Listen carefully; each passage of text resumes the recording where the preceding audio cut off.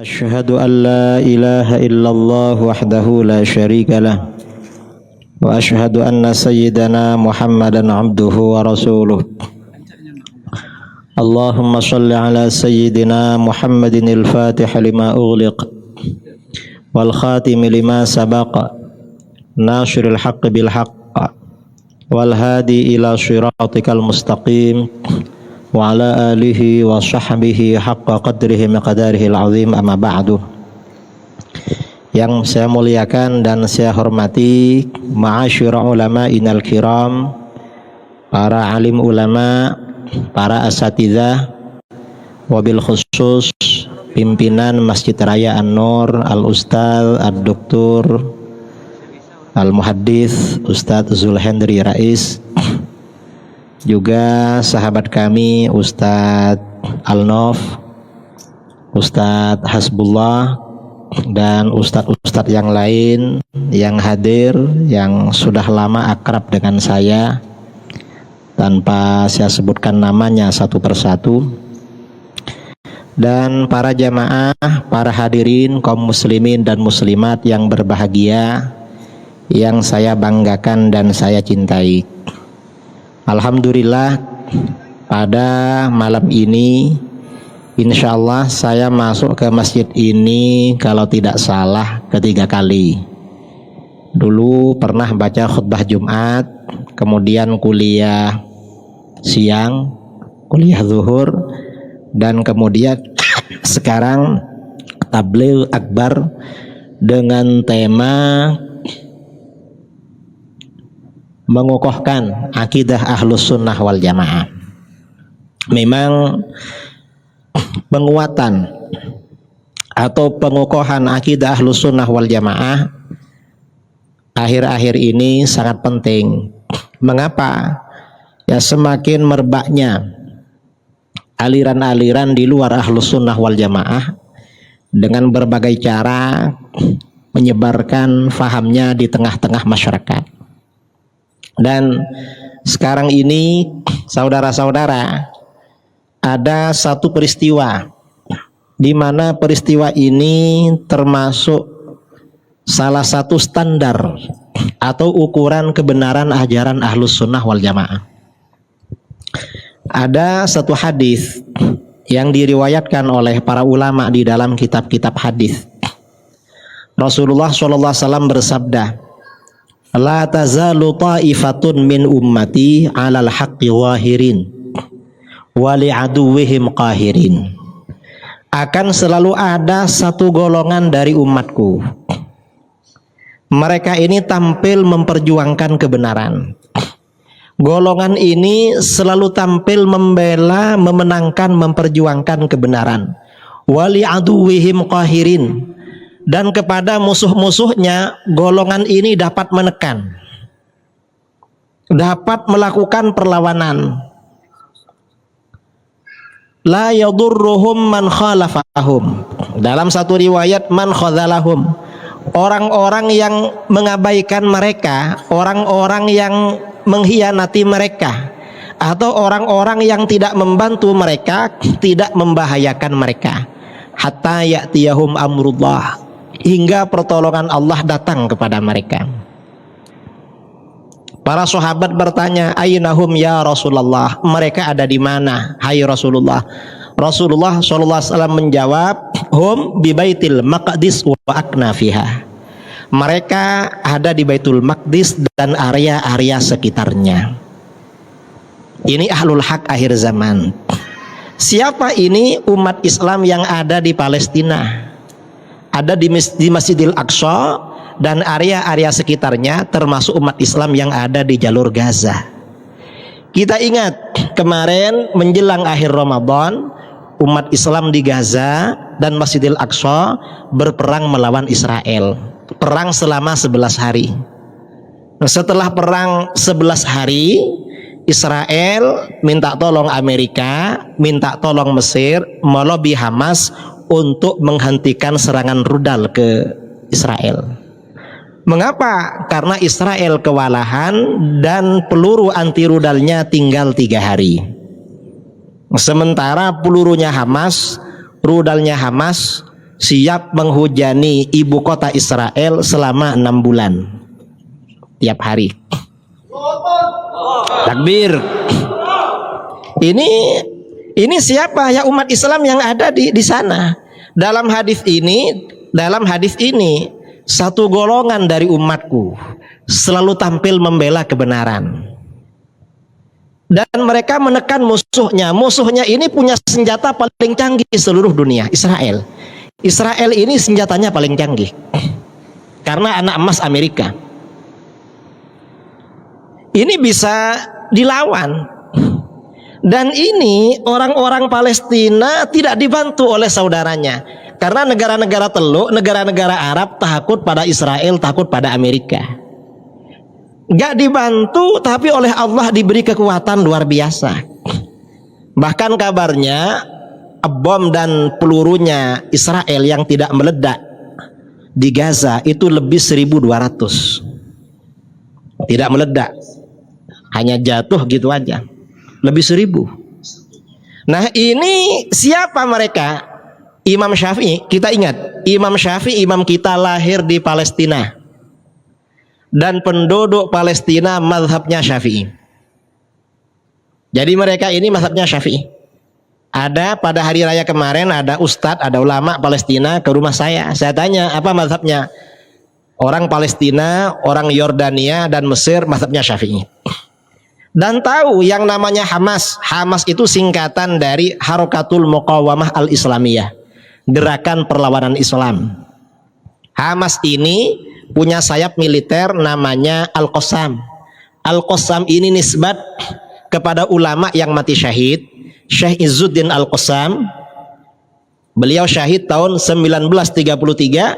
Al-Qassam ini seorang ulama bermadhab Syafi'i, akidahnya Asy'ari, Ahlus Sunnah wal Jamaah, dan beliau mursyid Thariqat Syadzaliyah. Jadi mereka ini Ahlus Sunnah wal Jamaah. Kita yang ada di Indonesia alhamdulillah bersyukur pada Allah, mazhabnya secara fikih sama dengan orang Palestina, akidahnya sama dengan mereka, dan kita ini juga pecinta thariqah, pecinta ilmu tasawuf. Ini mereka orang-orang, jadi sama akidahnya sama dengan kita, sama-sama akidah Ahlus Sunnah wal Jamaah.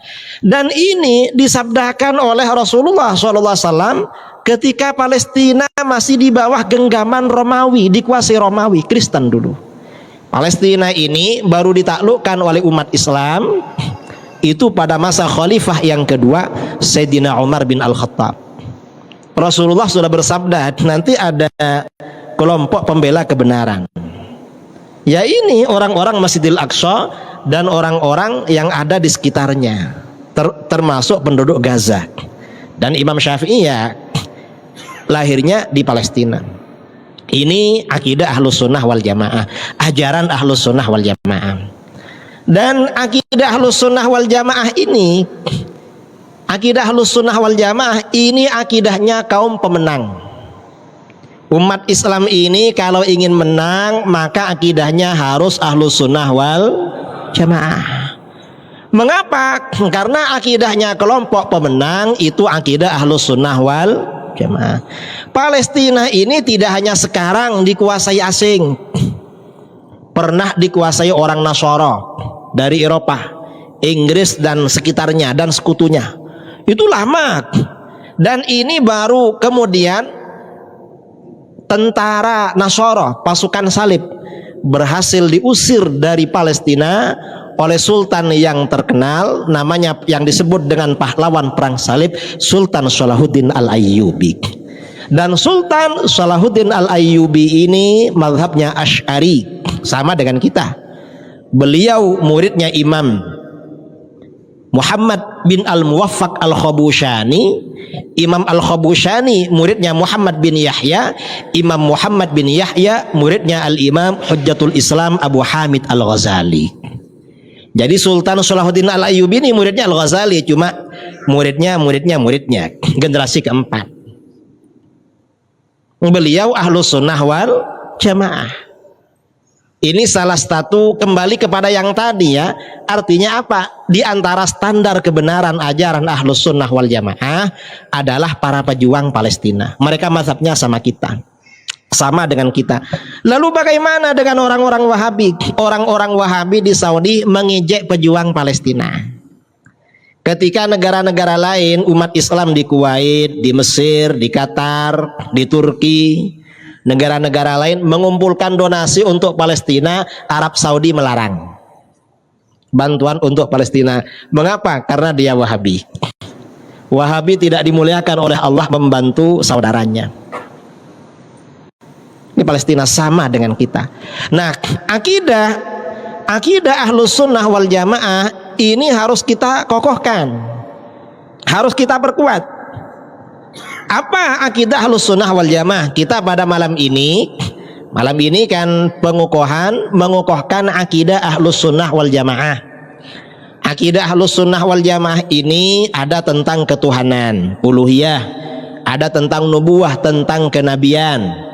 Kemudian juga ada tentang ghaibiyat, perkara-perkara gaib. Kemudian ada perkara-perkara sam'iyat, hal-hal yang wajib kita yakini dasarnya dari Al-Quran dan hadis. Nah, sekarang kita akan mencoba apa akidah Ahlus Sunnah wal Jamaah tentang ketuhanan. Ini yang akan kita kokohkan pada malam ini. Mengapa? Agar kita bisa mengoreksi, bisa tahu bahwa dewasa ini ada akidah di luar Ahlus Sunnah wal Jamaah, tapi merajalela di Indonesia, terutama di Pekanbaru. Karena di Kalimantan, di Sumatera ini ada segitiga provinsi. Kelompok di luar Ahlus Sunnah wal Jamaah merajalela. Provinsi mana? Riau, Jambi. Lalu selatannya apa namanya? Sumatera Barat. Ini yang namanya faham Wahabi atau Salafi. Ini di luar Ahlus Sunnah wal Jamaah dan sangat berbeda dengan kita. Akidahnya beda dengan kita. Apa akidah Ahlus Sunnah wal Jamaah dalam masalah ketuhanan? Dalam masalah ketuhanan, Ahlus Sunnah wal Jamaah oleh para ulama dibangun di dalam konsep akidah yang disebut dengan sifat 20. Sifat 20 ini adalah konsep akidah ajaran Ahlus Sunnah wal Jamaah. Sekarang ini sifat 20 berusaha diganti dengan tauhid yang keliru. Tauhid apa? Yaitu tauhid dibagi 3. Karena Wahabi ini punya perbedaan kita ya dengan Wahabi. Kalau kita ini konsepnya sifat 20, kalau Wahabi akidahnya tauhid bagi 3. Tauhid. Tauhid apa? Tauhid rububiyah, tauhid uluhiyah, dan tauhid asma wa sifat. Ini tauhid Wahabi. Kalau kita sifat 20. Sifat 20 ini adalah akidahnya mayoritas umat Islam. Dan ini akidahnya para pejuang Islam. Dan ini akidahnya para ulama penyebar Islam. Penyebar Islam kemana-mana akidahnya sifat 20. Kalau yang menyebarkan kekacauan akidahnya adalah tauhid dibagi 3. Jadi ada perbedaan. Tauhidnya penyebar kedamaian, penyebar Islam, dengan tauhidnya pengacau. Ada beda. Kita ini harus tahu. Nah, kita akan membicarakan sifat 20. Saudara-saudara, insya Allah kalau yang seusia saya atau sebelum saya, orang-orang tua-tua rata-rata hafal sifat 20. Setuju? Betul? Takbir. Nah, sekarang kita baca sifat 20 bareng-bareng. Bismillahirrahmanirrahim. Wujud qidam baqa mukhalafatu lil hawadisi qiyamuhu binafsihi wahdaniyat qudrat iradat ilmu hayat sama basar kalam qadiran muridat aliman hayyan samian basirat mutakalliman. Ini saudara-saudara ternyata hafal. Pertanda kalau bumi Riau ini asal usulnya Ahlus Sunnah wal Jamaah. Alhamdulillah. Asal usul kita ini memang Ahlus Sunnah wal Jamaah. Alhamdulillah ini airnya sudah datang. Kalau Ahlus Sunnah itu kalau ceramah harus ada airnya. Kalau nggak ada itu Wahabi itu. Karena nggak boleh minum. Nah, kita ini harus minum. Nah, sifat 20 ini kita kembali kepada sifat 20. Sifat 20 ini mendapat tantangan. Tantangan dari siapa? Ya dari orang-orang di luar Ahlus Sunnah. Pada bulan Maret yang lalu saya ngisi di salah satu pondok di Jawa Tengah. Dan semua pesertanya rata-rata orang Wahabi atau orang Salafi. Mereka minta saya berbicara perbedaan akidah Ahlus Sunnah dengan Wahabi. Saya katakan perbedaannya simpel. Kita ini konsepnya adalah sifat 20. Nah, ini isu-isu yang disampaikan oleh Wahabi tentang sifat 20. Apa kata mereka? Sebagian mereka bilang sifat 20 itu bukan dari Islam. Dari mana? Katanya dari ahli filsafat Yunani. Kata mereka, ini pelecehan kepada umat Islam, pelecehan kepada para ulama. Mengapa? Para ulama kita ini lebih cerdas daripada bangsa-bangsa sebelum Islam. Dan keyakinannya lebih kuat daripada umat-umat sebelum Islam. Keyakinannya lebih kokoh. Gak mungkin mengadopsi dari orang-orang di luar Islam dalam urusan akidah. Gak betul itu. Sama sekali gak betul. Sifat 20 ini dasarnya ya Al-Quran hadis. Ini yang pertama. Ada lagi orang Wahabi yang bilang, apa kata mereka? Ustadz, kenapa sifat wajib bagi Allah 20? Terus kan Asmaul Husna jumlahnya 99. Kemana yang 79? Apa dibuang? Kata mereka itu berarti membuang sisanya yang 79. Karena cuma diambil 20. Ini juga gak betul. Karena para ulama Ahlus Sunnah wal Jamaah banyak yang menulis kitab-kitab syarah Asmaul Husna. Imam Al-Ghazali punya kitab namanya Al-Maqsadul Asna fi Syarhi Asma'illahil Husna. Apa kata beliau? Ternyata sifat 20 ini setelah dikaji secara mendalam, Asmaul Husna yang jumlahnya 99 setelah dikaji secara mendalam, isinya bermuara merujuk kepada sifat 20 memang. Sifat 20 ini sudah kesimpulan dari 99 Asmaul Husna. Jadi gak benar kalau sifat 20 ini mengurangi sifat wajib bagi Allah. Nah, pertanyaannya, mengapa para ulama kita membangun konsep yang disebut dengan sifat 20? Yang pertama, sifat 20, tujuan para ulama membangun konsep sifat 20, yang pertama mengantarkan kita makrifat kepada Allah. Makrifat itu artinya apa? Makrifat itu artinya kenal. Kita ini kalau kenal dengan orang, saya ini pertama kali ke Riau, ke Pekanbaru tahun 2019. Saya di WA oleh Ustadz Alnof dan Ustadz Zulhendri. Entah siapa yang duluan, saya lupa yang duluan. Kiai, saya dari Pekanbaru ingin ke sini. Satunya Kiai ingin mengundang Kiai ke Pekanbaru. Cuma lihat kenal lewat WA saja. Nah, yang namanya kenal kalau kepada orang, ternyata kenal orangnya. Oh, ini orangnya, Ustadz Alnof, Ustadz Zul ini orangnya agak manis, agak cakep lah. Ternyata orangnya masih muda, masih kuat, masih apa itu. Itu namanya kenal ya. Kalau kita ini kenal kepada Allah, kita ini kan wajib kenal pada Allah, wajib yakin.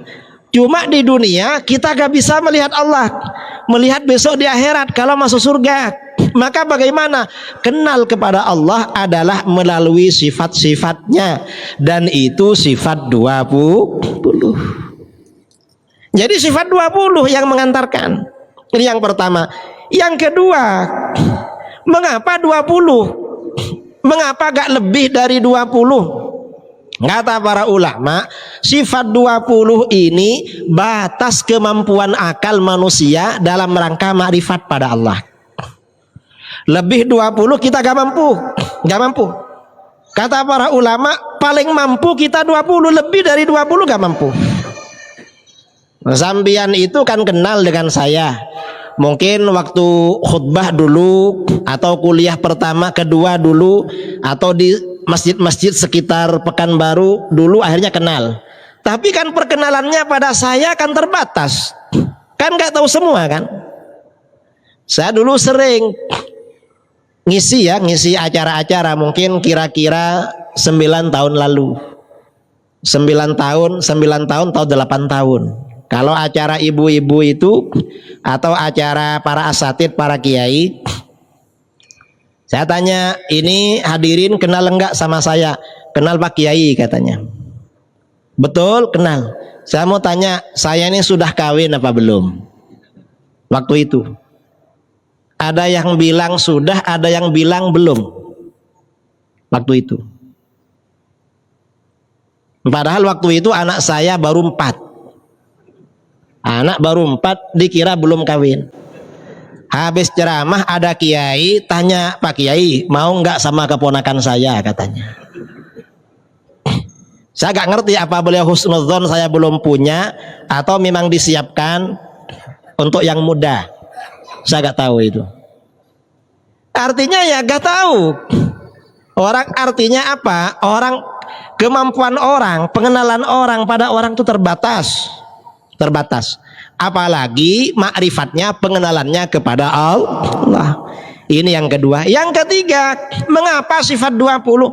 Sifat 20 ini juga merespon penyimpangan aliran di luar Ahlus Sunnah wal Jamaah. Ini yang jawaban, tanggapan, respon. Yang keempat, mengapa sifat 20? Sifat 20 ini jawaban terhadap soal-soal yang mendasar tentang Allah. Kita ini kalau berkenalan dengan orang, siapa namamu, dari mana asalmu, tinggal di mana sekarang, umur berapa sekarang, kerjanya apa, kan begitu. Sifat 20 itu juga begitu. Sehari semalam kita ini diperintahkan dan dianjurkan beribadah pada Allah. Mau ke masjid baca doa, mau naik masjid baca doa, turun dari masjid ada doanya lagi. Lalu singgah di rumah makan, mau minum baca doa, habis makan baca doa lagi. Kemana-mana baca doa. Pasti pertanyaan pertama, apakah Allah itu ada? Jawabnya adalah sifat wujud. Sifat wujud. Apa dalil wujudnya Allah? Dijawab oleh para ulama, Allah itu punya sifat wujud. Sifat wujud itu wajib bagi Allah. Karena sifat wujud ini wajib, wujud itu artinya ada. Karena sifat ada atau wujud ini wajib bagi Allah, maka kebalikan dari wujud yaitu adam, tiada, mustahil bagi Allah. Dalilnya mana? Dalilnya Al-Quran, hadis. Al-Quran dari awal sampai akhir yang dibicarakan itu zat Allah, nama Allah, sifat Allah, perintah Allah, larangan Allah, janji-janji Allah, ancaman Allah, makhluk-makhluk Allah. Dari awal sampai akhir itu. Hadis juga begitu. Tentang Allah semua. Cuma biasanya para ulama di dalam kitab-kitab tauhid, dalil yang disampaikan itu dalil akli, dalil yang pendekatannya rasional. Mengapa dalil akli?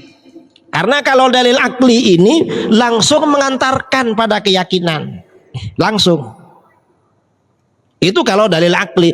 Kalau Al-Quran, hadis, ini hanya khusus orang yang beriman pada Al-Quran dan hadis. Sementara umat Islam ini kan punya misi, wajib menyebarkan agamanya kepada orang di luar Islam. Orang di luar Islam gak percaya pada Quran dan hadis, tapi mereka percaya pada argumen rasional, dalil-dalil akli. Karenanya para ulama kita membekali kita dengan dalil akli. Kalau ditanya apa dalil wujudnya Allah, di dalam kitab tauhid biasanya dijelaskan dalil wujudnya Allah adalah adanya alam. Alam itu artinya apa saja yang ada selain Allah, itu alam. Kita alam, benda-benda ini alam, cahaya ini alam, bumi, matahari, bulan, langit, bintang-bintang, semua isinya adalah alam. Dalil adanya Allah adanya alam. Kok bisa adanya alam menjadi dalil adanya Allah? Bisa. Mengapa? Karena alam ini perkara yang baru. Apa buktinya alam ini baru? Buktinya alam ini selalu berubah. Apa saja yang ada di jagat raya ini berubah. Kita berubah. Air berubah. Benda-benda berubah. Tembok semuanya berubah. Semuanya berubah.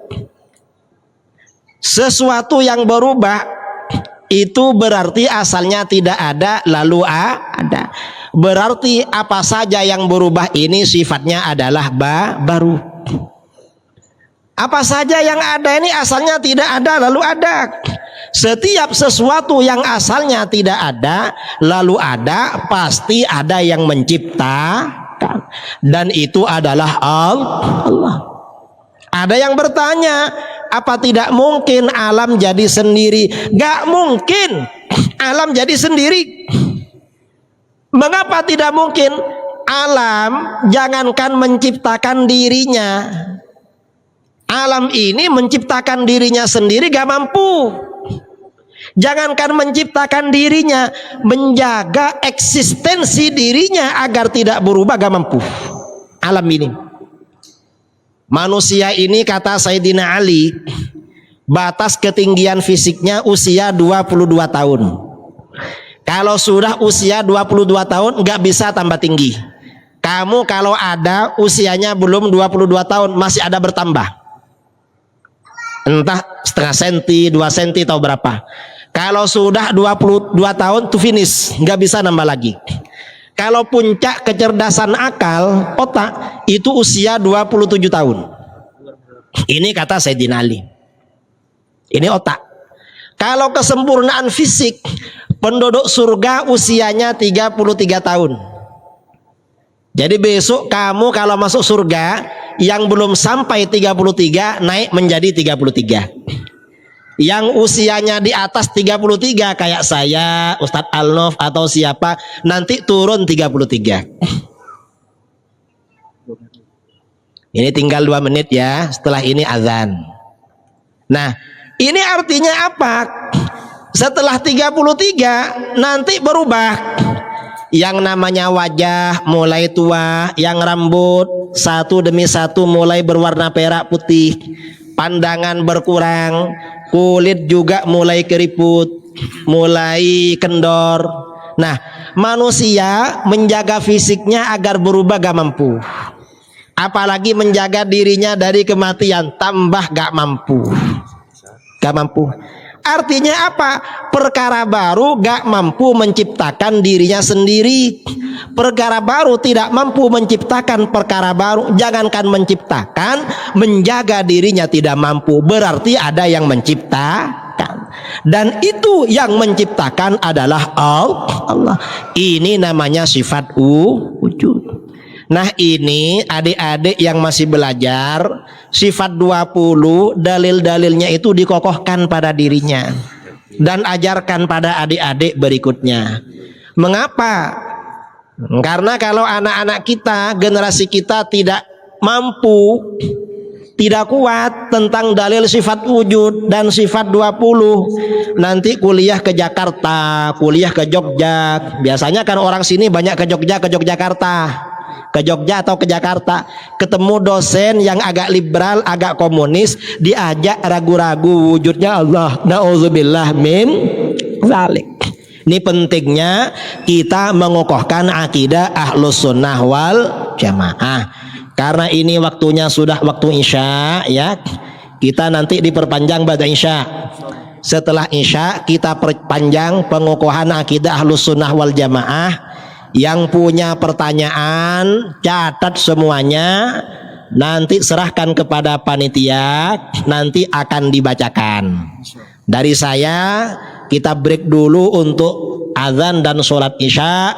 Wal afwu minkum. Assalamualaikum warahmatullahi wabarakatuh.